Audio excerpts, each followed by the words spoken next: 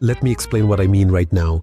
First of all, we shouldn't overlook another major geopolitical player here, the leader of Turkey, Recep Tayyip Erdoğan. The Ukrainian president is already in Ankara. Zelensky has arrived for a meeting with Erdogan, and this could become a turning point.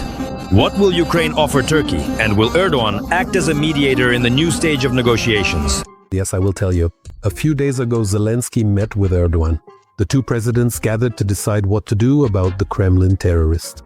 And Erdogan never minces words. Here's what he said to the whole world. Crimea is Ukraine, just like the other Ukrainian territories that Russia has taken under its control, declared the president of Turkey during his meeting with Zelensky in Ankara. Yes, now that's interesting. For some reason, it was Trump who decided that Donbas and Crimea are de facto Russian, but Erdogan has a completely different opinion on the matter. By the way, there's something else very important about Crimea and Erdogan. The leader of Turkey clearly states and expresses specific support for the Crimean Tatars. And here's why.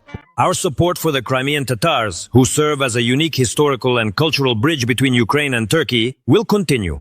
And most importantly, Recep Tayyip Erdoğan makes a clear point and hits the nail on the head. He says the Trump plan where Crimea and Donbas are supposedly considered Russian is not the only option for ending the war. There's also the Istanbul format. And this must not be forgotten. Erdogan also emphasized that it is necessary to resume the Istanbul process and bring Kyiv and Moscow back to pragmatic negotiations. Well, Erdogan and Putin have their own scores to settle. They really have their own issues. You remember that back in 2015, Russia was sending its fighter jets into Turkey, a NATO country. At that time, Erdogan gave a clear order to shoot them down. And just recently, there was this very, let's say, ambiguous incident. Turkish commandos crashed after the parade in Baku. A large military transport plane crashed in Signaki, on the border between Azerbaijan and Georgia. In the footage from the scene, you can see the plane spiraling down as it falls. Of course, I won't make any definitive claims, but there's a strong sense that this tragedy didn't happen without Russia's involvement. You can really feel that KGB-style signature here. Well, if things are still unclear with the Turkish plane, then with the Turkish ship, everything is obvious. It's Russia causing trouble again. Russia attacked a Turkish gas ship. During the strike on Ismail, a liquefied gas vessel was damaged. Romania has begun an emergency evacuation. The authorities fear an explosion that could engulf the entire area. And now the main question is, how will Ankara respond to the strike on its ship? How will Ankara respond? Erdogan responds very quickly, I would even say decisively, impressively, in a textbook manner. A new conflict is flaring up between Russia and Turkey. The Russian cruise liner Astoria Grande was not allowed into Istanbul. The vessel dropped anchor at the entrance to the port, waiting for permission to dock, which the Turkish side never granted. The point is, Erdogan had every moral right to do so. The thing is, not long ago, Putin decided to show off and immediately got a harsh response from Erdogan.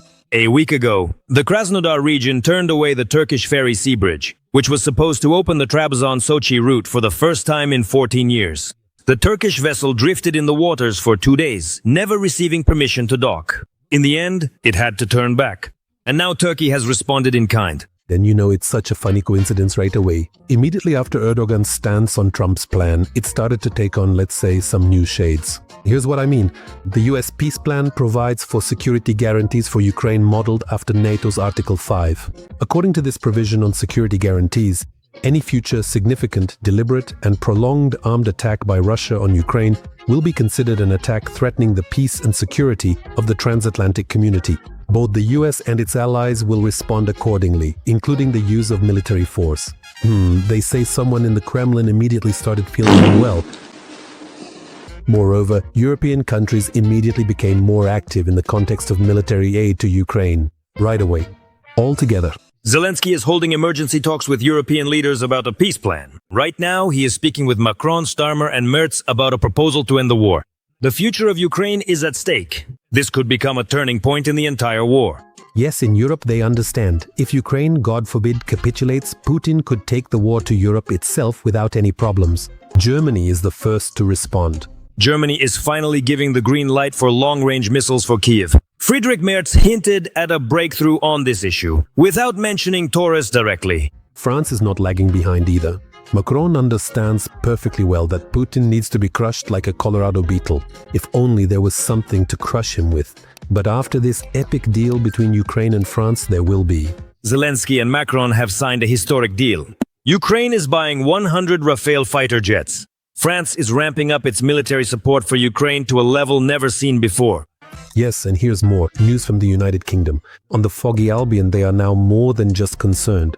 The United Kingdom will offer Ukraine NATO-style security guarantees as part of Trump's plan to end the war. So, as you can see, Trump's plan has already become a kind of trigger for the whole world to unite around Ukraine like never before. Actually, that's a very good option. You have to strike first.